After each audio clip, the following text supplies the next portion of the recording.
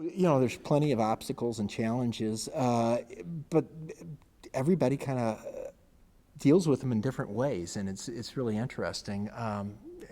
I guess in some ways it's the old boy network, which I, I guess you're not supposed to talk, praisingly about, but it's been interesting, and we run into a situation where there's a strategic piece of real estate that someone needs, and somebody on the Cortex board will know that person, the company or the person who runs the company, and they'll be able to pick up the phone and call them, and not like they're going to get it donated, but things like that happen. IKEA, that would have never been able to happen but for the relationship with somebody, a couple of the folks who owned real estate where IKEA was. IKEA had 9 different pieces of property that needed to be assembled. I think it was 9 that needed to be assembled, and they were all different owners, and some of them weren't particularly motivated or wanted to sell. So there's stories like that. So you had those types of things. You had people showing up with money who were very generous, who were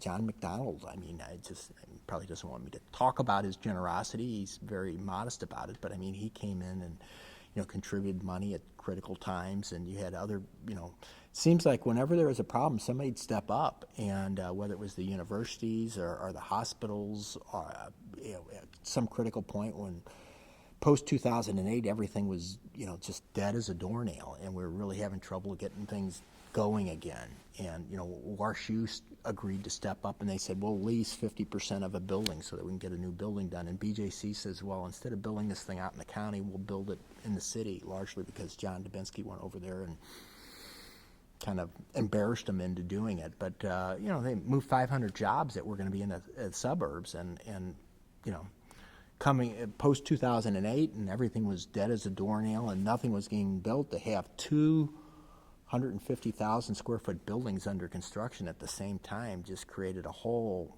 momentum change, and really began.